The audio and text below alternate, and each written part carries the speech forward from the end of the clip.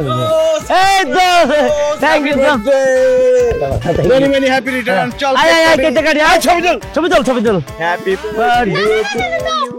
কোনো কেক কাটাকাটি হবে না। এই তুই কি বলছস?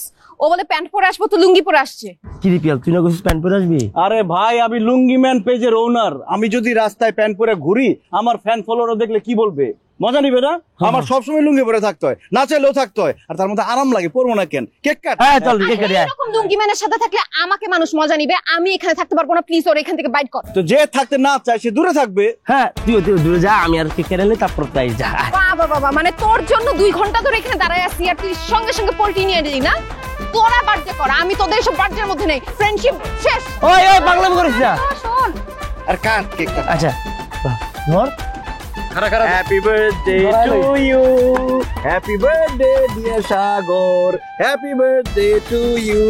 Cake cut cake cut cake cut. মামা এরে না কেক খা। তুই না থ্যাংক ইউ থ্যাংক ইউ।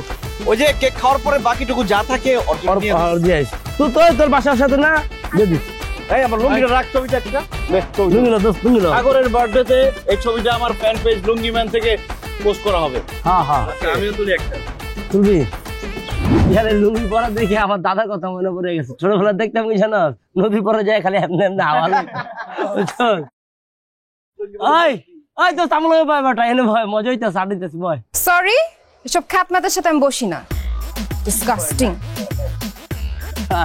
যাই পরে ওই গল্পটা কইতাছি বুঝছো, খালি হাওয়া স্যার আমরা একটা রেপুটেবল ইউনিভার্সিটিতে পড়ি, এইখানে সবকিছুর একটা নিয়ম আছে স্যার। এত ভালো একটা ইউনিভার্সিটির মধ্যে যে কেউ তো যে কোনো ড্রেস কোড মেনটেন করতে পারে না, যা খুশি তা তো পড়তে পারে না স্যার। সমস্যাটা কি? স্যার সমস্যা হচ্ছে আমাদের 181 ব্যাচের পিয়াল, সে লুঙ্গি পরে ইউনিভার্সিটির মধ্যে ঘোরাঘুরি করতেছে স্যার। হোয়াট? কোথায় সে?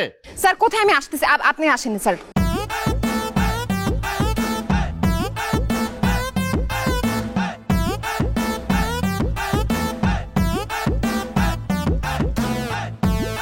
দেখেন এই যে ভার্সিটির মাঝখানে লুঙ্গি পরে বসে আছে স্যার। দেখেন এই তো লুঙ্গি পরা নাই, এই তো প্যান্ট পরা আছে।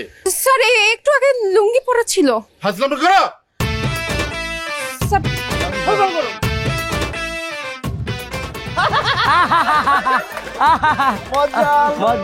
মজা লুঙ্গি ড্যান্স